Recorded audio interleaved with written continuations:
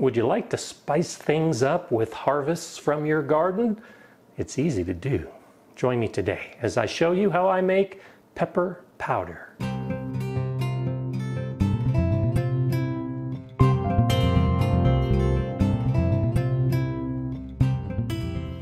Hi, I'm Gardener Scott, and when it comes to making powder from your peppers, it's incredibly easy, and there are a number of different ways to do it, and I'll show you the number of ways that I make my pepper powder.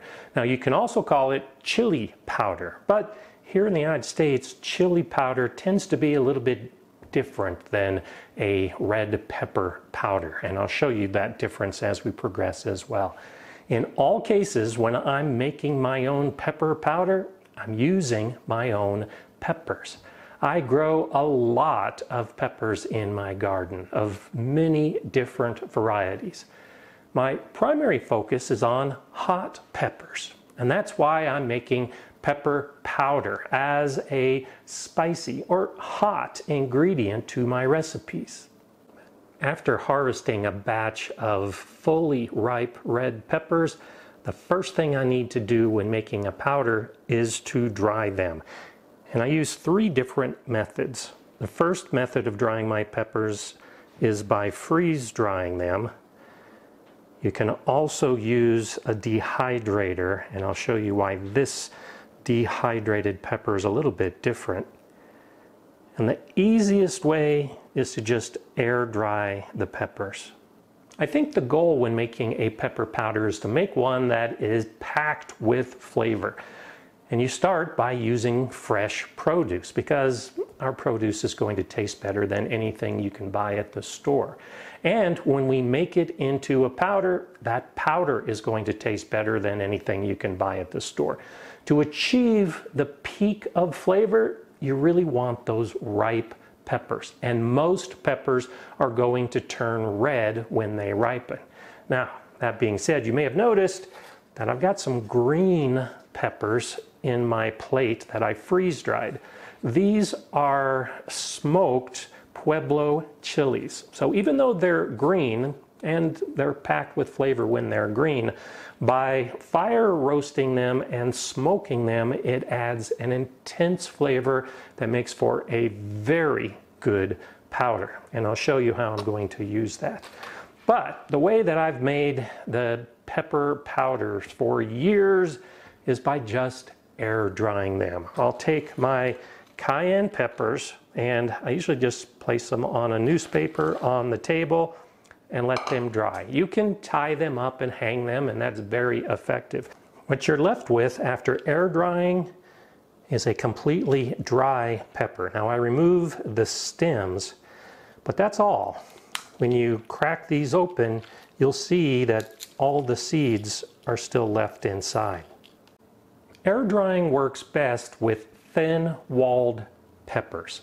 Peppers that are going to dry pretty quickly and that really won't pose a problem with the thick-walled peppers that might actually begin to mold or rot before they're fully dry if you just let them air dry. So actually it works out pretty well for me because when I make my pepper powder, I prefer the cayenne peppers. And these cayenne peppers air dry in about a week, and then they're ready to turn into a powder.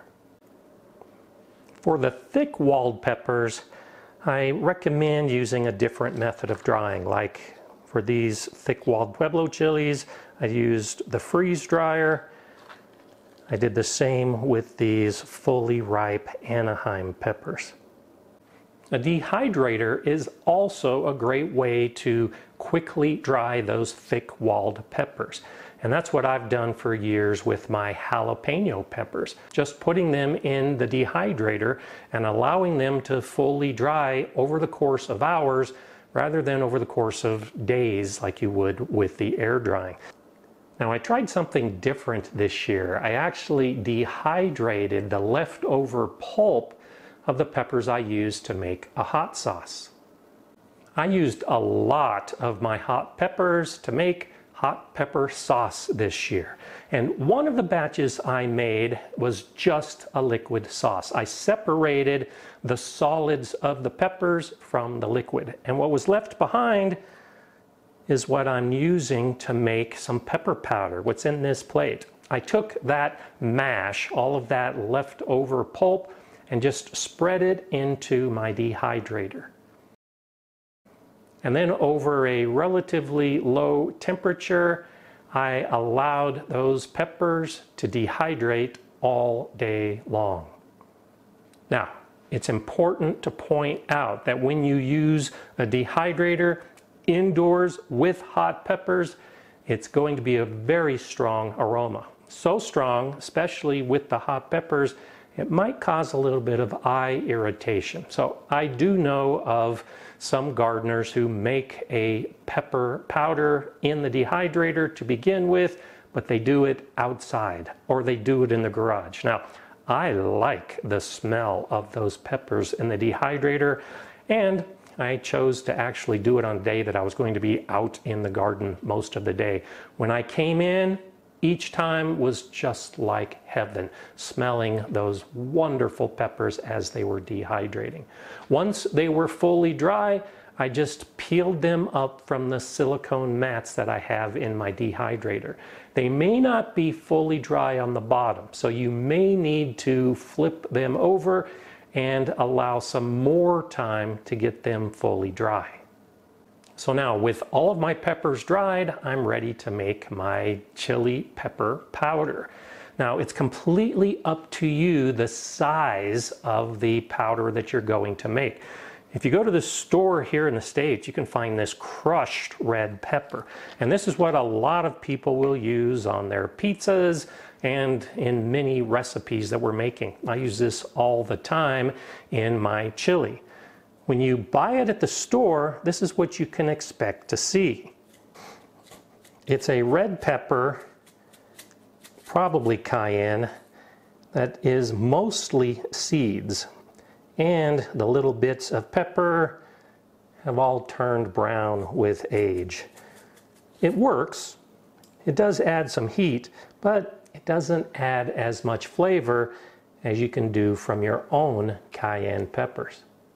Contrary to what a lot of people think, the seeds really don't add any heat to your pepper powder. And they might actually make the taste a little bitter. So I like to get rid of the seeds as much as possible.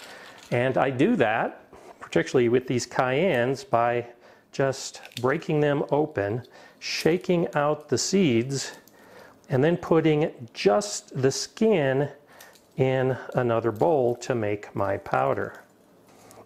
By doing this, I'm ensuring that I'm getting as much flavor as possible in the powder that I'm going to be making. This looks fabulous with all of those seeds removed. Now, this can be incredibly easy. Remember, we can air dry the cayenne peppers, no work involved at all. And if all we want to do is make crushed red pepper powder, we can do that with our hands, just crumbling the peppers into whatever size of powder you want. While it's easy to just crush these peppers with our fingers, it's more difficult to get smaller size particles. But if this is what you're looking for, nice big pieces to put on your pizza, you can stop here. You might also consider using a mortar and pestle. Put the peppers in, do a little simple grind, and you can get much smaller particles.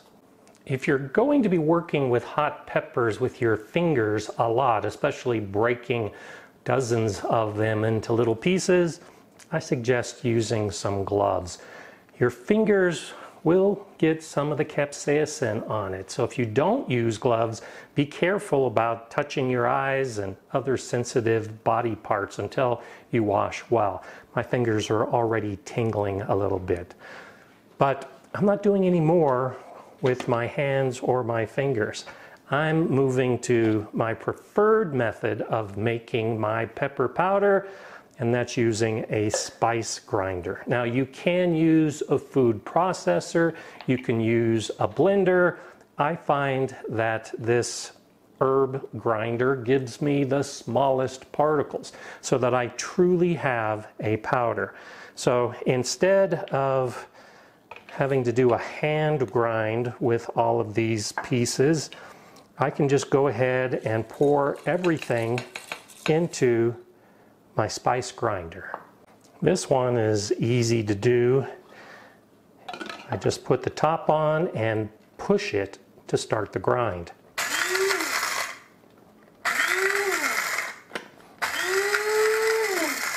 And I'll do this until the powder or the particles are the size I'm looking for. And I'll periodically open it up to check. Oh, that's looking really good. Now be careful that you don't inhale some of this powder. As I discovered with an earlier check, it can lead to a coughing fit. But for now, I think this is done. And so I'll pour it out into a waiting container. And what I have is this gorgeous cayenne pepper powder. Now I told you I was trying something new this year with this fermented pepper mash. Now I'm going to take these dried bits from my dehydrator and turn these into a powder. There are a lot of seeds here. I didn't de-seed the peppers before I fermented them or before I spread them on the dehydrator.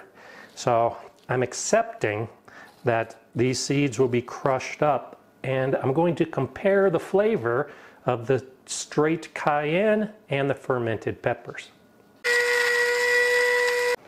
With everything fully ground, let's go ahead and pour it into another container.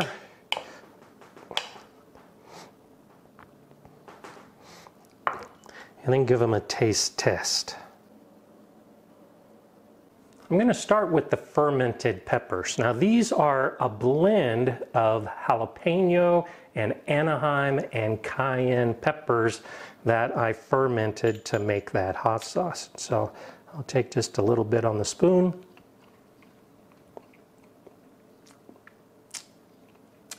It tastes like the fermented hot sauce.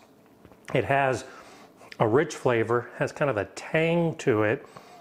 Wow, that's really good. Now straight cayenne pepper.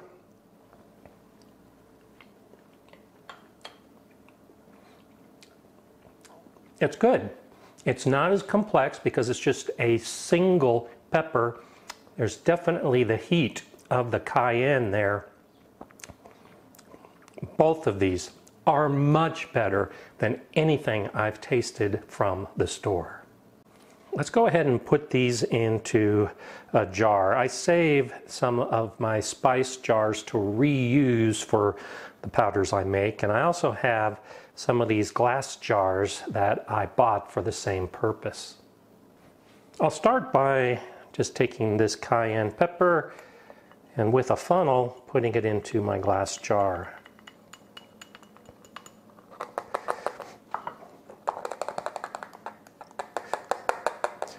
And so with this pepper in the jar, I'll go ahead and put the shaker top on, and this is ready for labeling and use in my kitchen.